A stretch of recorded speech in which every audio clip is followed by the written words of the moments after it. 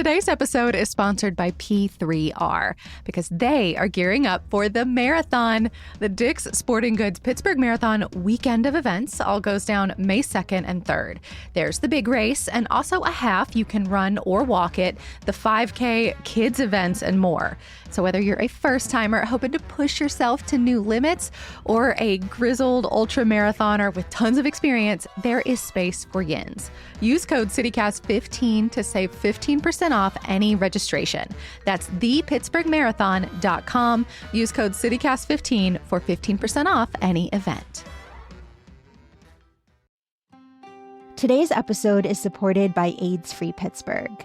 There are more than 5,000 people living with HIV in southwestern Pennsylvania, and the Ryan White HIV/AIDS program provides support services to help them get the care they need. That includes assistance with things like healthcare, medications, housing, transportation, food, and treatment for substance use disorders. Visit aidsfreepittsburgh.org to learn more.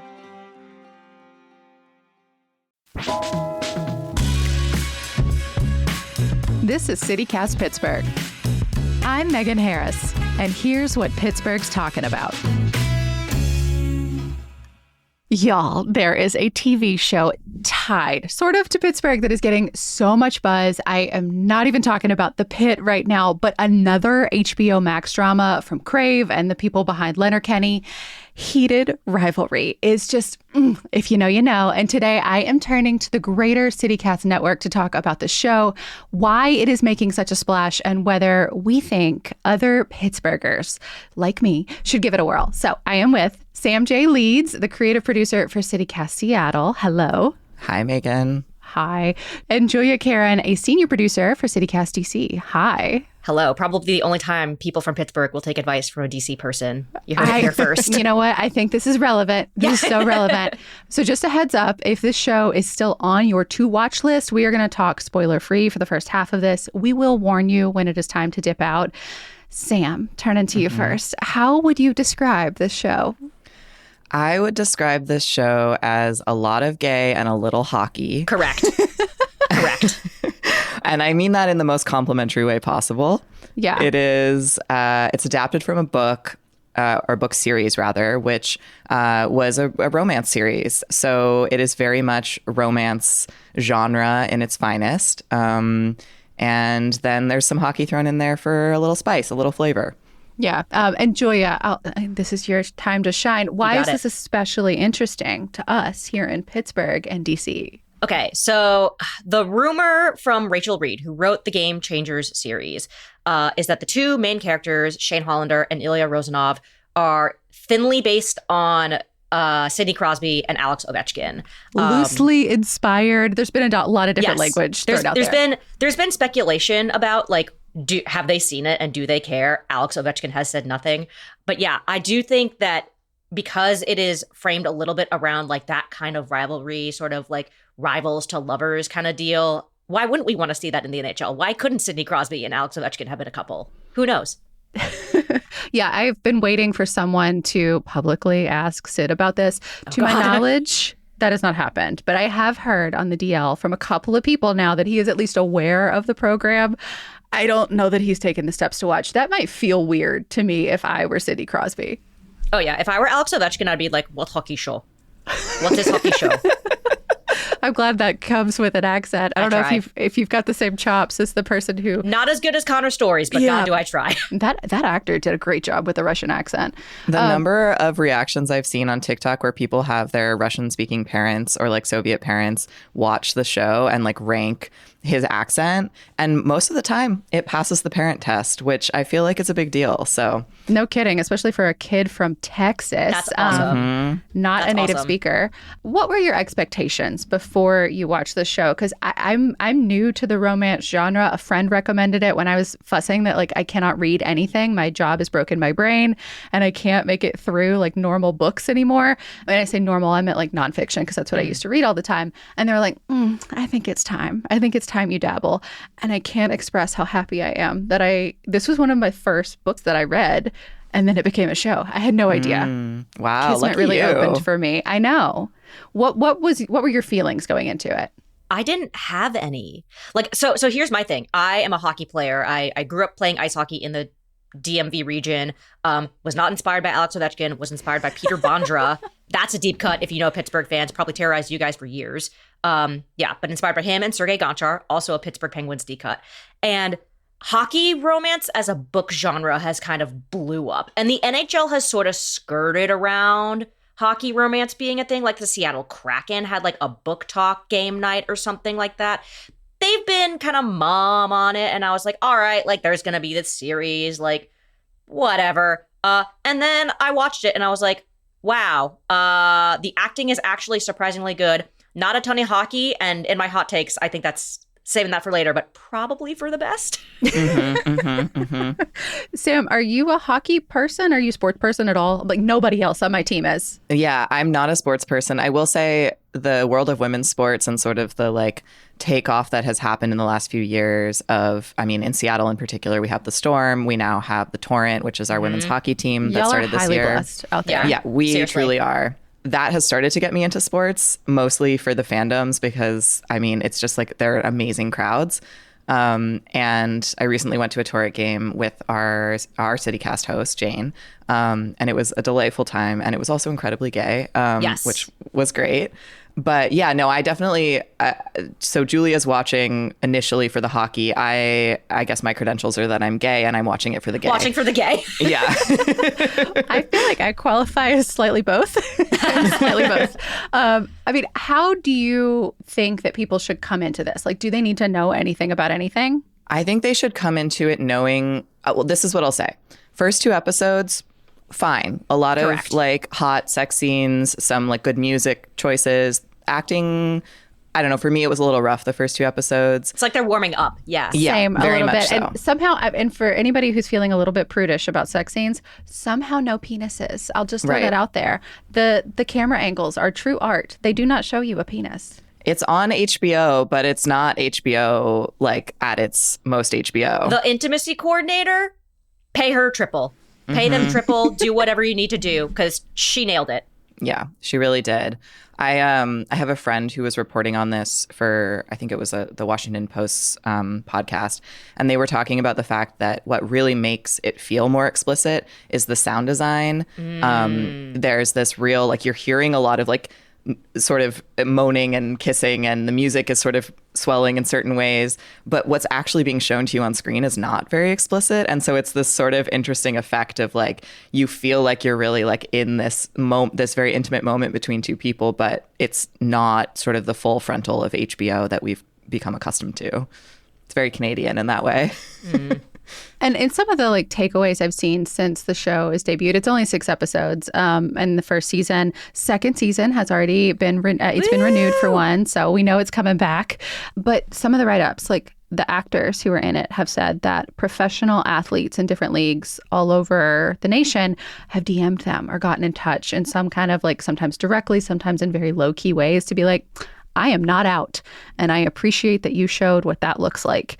And I cannot imagine having that mantle, like to be an actor, a young actor in a breakout role, and have somebody that's probably at the echelon of their career be like, you showed my life. That's so huge. Yeah, I think we're going to get into this a little bit after the mid-roll, but I think one thing that the show does really get right is what it is like to be a closeted male athlete. I think Pittsburgh fans know, like, hockey is a homophobic sport. The NHL has tried to be more inclusive. They've tried a bunch of things, but like players opt out of pride nights. Pride tape has been a thing that, you know, players have been razzed over. I'm rolling my eyes for those that cannot see.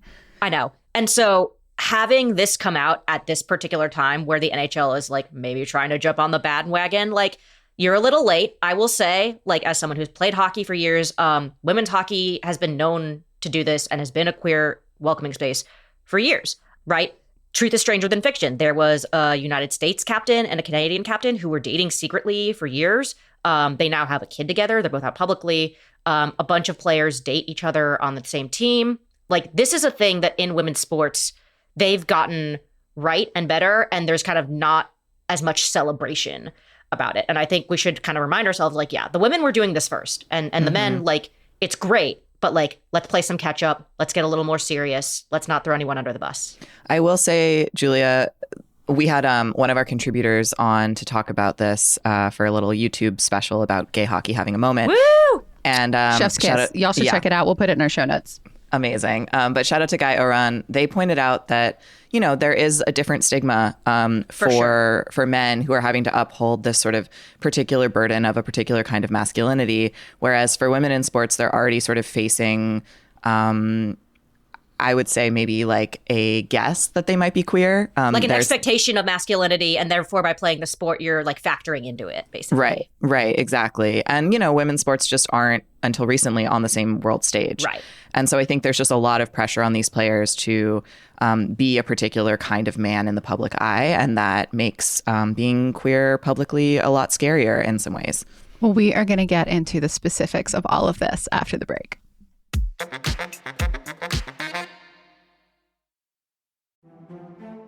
Today's episode is supported by PA Preferred, who makes it easy to choose local and support the farmers who grow and make the food and products we rely on every day. It's PA's official brand for local, and they say the variety is incredible. Pennsylvania isn't just dairy and sweet corn, we're the #1 mushroom-producing state in the country. We've got apples, hops, honey, maple syrup, flowers, and even fibers from alpacas and sheep. Plus, jams, preserves, hardwood products, craft beverages, dog treats, ice cream. If you love it, chances are a Pennsylvania farmer or maker is behind it. If you want to find PA Preferred products near you, start at papreferred.com. You can search for farms, farmers markets, and local producers in your neighborhood. And with the 2026 Pennsylvania Farm Show happening right now, it's the perfect time to explore everything our ag community has to offer. This year's theme, Growing a Nation, celebrates how Pennsylvania agriculture has shaped America. And you can see it all at the Farm Show in Harrisburg. 6,000 animals, the iconic food court, demos from top PA chefs at the Culinary Connection, and of course, the butter sculpture. Choose local, choose PA Preferred. Visit papreferred.com. That's papreferred.com. Paid for with Pennsylvania tax dollars. Today's episode is supported by Special Olympics Pennsylvania. They're hosting the Pittsburgh Polar Plunge on February 28th at Acrisure Stadium. Y'all, these people are so committed to our neighbors with intellectual and developmental disabilities that they are jumping into freezing cold pools right there on the windy riverbank. I have seen this one in person, and people line up in droves. School teams, first responders, teachers, business folks. People come in costume. I remember once some kids dressed up as hot dogs before they jumped in. And they'll have food and music. Maybe you can dance with those hot dogs and more. All proceeds from the Polar Plunge go right back to Special Olympics Pennsylvania, which provides sports training and programming to talented athletes of all ages, kids and adults. Last year's plunge raised more than $1 million, and Special Olympics Pennsylvania wants to break that record here in 2026. So if you want to be freezing for a reason, plunge with a purpose and visit yinsplunge.com to register today. All right. Gloves are off. We can talk about spoilers. Anything you want. Spoiler zone. If you haven't watched, leave now. Or don't. or don't have it spoiled for you. Who cares? Mm-hmm. I love spoilers personally. So if you're like me, just hang out. Maybe it'll convince you to watch it more. I think everyone should watch this show. Yes. What do you think it gets right about hockey, about being out, about being closeted, about life? I think in the hockey sense, the tournaments and stuff that they try to play up. So like where they first meet each other is supposed to be based on the World Junior Championships, which is held every Christmas season. They rotate the location, but that's where we kind of hear like the hype of these two prospects, Shane Hollander and Ilya Rozanov. The way that they are hyped up and drafted, like number one, number two, the way that the league tries to make a big deal out of them, right? It's the same thing that they did with Sidney. Although they were not in the same draft class. They were year over year. No, they were year over year, but they debuted in the same year because of the lockout, right? So I didn't know that. I knew you'd know more than me, Julia. Yes.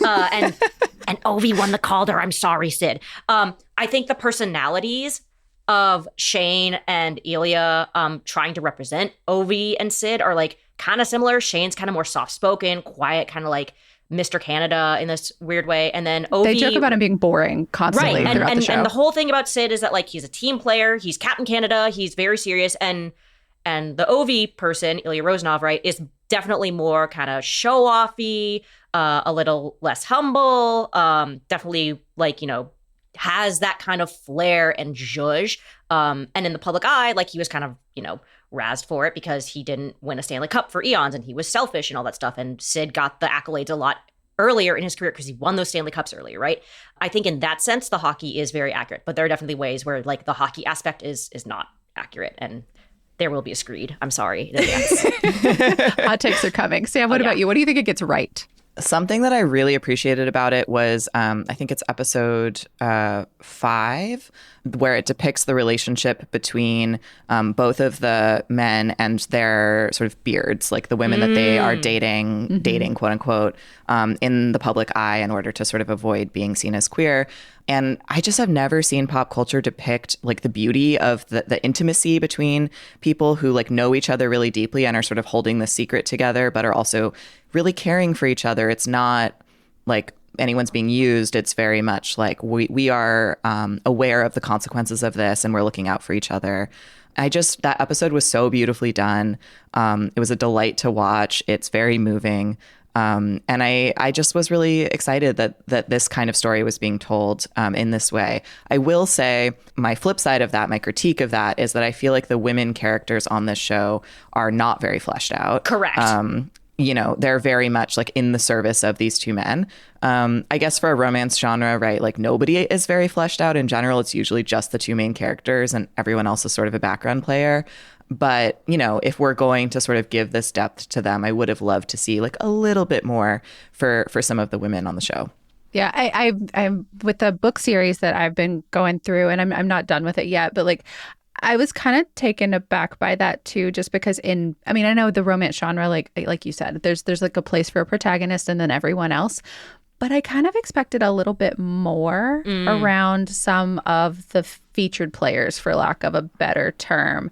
So I hope that that's something that they explore just like a hair more in season 2. It's a hope. Okay, hot takes. Julia, I can feel you frothing at the mouth. So when they don't show the main actors' faces, the hockey is like palatable. When they show their faces and they have to actually skate, I understand they only had 30 days to film the show, and now they have that sweet, sweet HBO money. Connor Story and Hudson Williams, I'm available to consult for skating lessons. Please, God, hire me. Throw that HBO money at me, baby. I want a little bit better skating and stick handling. There's a particularly bad shot of the guy who plays Scott Hunter, Francois Arnaud, and you can tell he's just kind of like middling around as he waves to the stands, and I was like, oh, this is a bad look because this is supposed to be the best hockey league in the world. Yeah. I mean, they also have a shot of him a couple of times running in New York. And I literally said to my partner, I was like, has that man ever run before? Has he ever run in his life? Yeah, I am excited to see what the HBO money does for like the actual sportsiness and if the game gets elevated a little bit. But I don't think that's what people are interested in season 2. I think one of my goofiest hot takes about this whole thing is that only captains are allowed to be gay. Like that Correct. Is what I took away from the just this 6-episode arc is that captains of hockey teams are gay, but no one else. That's we're not allowed to see at least any of that yet. I mean, I think again that goes back to the fact that this is a romance genre story adaptation, right? Yeah. Like you need sort of that main character who you want to root for, and captain is like a really easy way to sort of be like, this person is like, beloved by his teammates and he's in the public eye and, there's all this pressure on him and you want him to have a beautiful love life outside of the sport, so. Yeah. I mean, you took such a high road with it. I feel like I'm more angry. Like, why can't it be a normal person? Like, don't feel like you need to cloak them with like some like figurative, like ethical reason why they deserve goodness. Like, I don't care if they're a jerk. I still want them to find romance. And if that's gay romance, that's great. Yeah. No, I'm with you. But I think like, it's been interesting seeing a lot of people have been obviously stirring up various discourses about this show because it is so fun to talk about. The internet is rife. Yeah. Yes. I will say one of the things to look forward to hopefully in season 2, I don't know if either of you have read the final book, that there's a sequel. There is, which I'm not there yet. There's a lot of books too. And it's the so worst audiobook to start. The first few books are read by the worst audiobook performer I've ever experienced in my whole life. But I'm still making my way. But yeah, no, in the follow-up sequel book, there is more of that like adjacent character stuff to look forward to like whet your palate. I will say, if you have read the first book, I know Rachel Reid originally based this also on a Stucky fanfic. Yeah, Marvel. The author apparently started this whole series by writing the first book on Archive of Our Own as a story about Bucky Barnes and Steve Rogers. Yeah. Anyways, someone found the fanfic, and the intro line from the first book and the fanfic are almost carbon copies. It's unbelievable. There's also some stuff on Reddit that like juxtaposes like points from Marvel Universe movies, like shots that they've done with shots from the show, including the running scene that I was complaining about. That's that's in one of the Captain Americas. I feel like this show is not beating the Next Generation 50 Shades allegations then. No. For those who don't know, 50 Shades was a fanfic of Twilight. And so it sort of is like this funny, extrapolation that's happening where the AO3 girlies are really, they're having a moment. I mean, 50 Shades of Grey walked so that heated Rivalry could run. Exactly. Well, run badly, but yes. Run poorly with bad form per Megan. Well, all of that said, now we know there's going to be this season 2. Julia, obviously you would like to see better hockey. Anything else that y'all are hoping to see whenever this thing comes back around? I do wonder how they're going to have more like yearning and burning in the second half. Because now that they're established and in a relationship, like where do you go visually? Part of the big appeal of the show was like the looks and the like holding the like, tab of the sweater in the mouth and like staring at the phone and like conveying that emotion. And I'm curious to see how they manage that in a second season where like now they're an established couple, still secretly, but they're established. So the yearning, will it yearn as hard? I think it's going to be a lot of the thrill of trying not to get caught when they feel more comfortable with each other. And I'm excited for that. I also a spoiler, but the moment related to Shane deciding to talk to his parent, deciding to talk to his parents. Being outed. Yeah. Being out with his boyfriend. by his parents. Yes. Yeah. That his mom like apologizing and saying, I'm so sorry that you felt like you couldn't come out to me. That got me. I wept.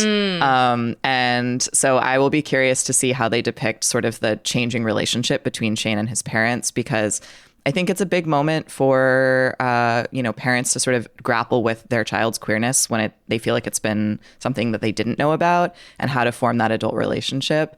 And I think the show does like little snippets of that beautifully. So I'm excited for some more of that as well. Yeah, I think my quiet hope overall is just that we don't have to endure too much homophobia to be able to watch gay and queer joy. I know you have to balance that to tell what they conceive as a real story in this environment, but I hope they just don't rub our nose in it. That's not something I need. In the sequel book, like there is a main like villain, quote unquote, if you can even call it that. It's not like intentional per se, but it is a thing that like does happen. Because obviously what happened in episode 5 is a thing that comes into play later in the books. I think people are knowing what I'm talking about. Wait, what are you talking about? The big reveal where Scott Hunter kisses his boyfriend after winning the Stanley Cup publicly. That's all in the first book. If you read the books though, yes. Like, if you read the second book, there is a person who is not thrilled that has happened. Let's just say. Oh, okay. Yeah. Well, more to discover. Julia, Sam, thank you all so much. Next time you're really into a TV show that even tangentially touches Pittsburgh, please do let us know. Let's go hang at the cottage together and chill. Go listen to the EDM remixes of I'm Coming to the Cottage. Oh my God. It will hype you up for whatever run, sports thing you need to lift. They're so good. That is all for today here on CityCast Pittsburgh. You can support the show, keep us doing what we're doing by becoming a CityCast Pittsburgh neighbor. All the details are at membership.citycast.fm. We will be back tomorrow morning with more from around the city. We'll talk to you soon.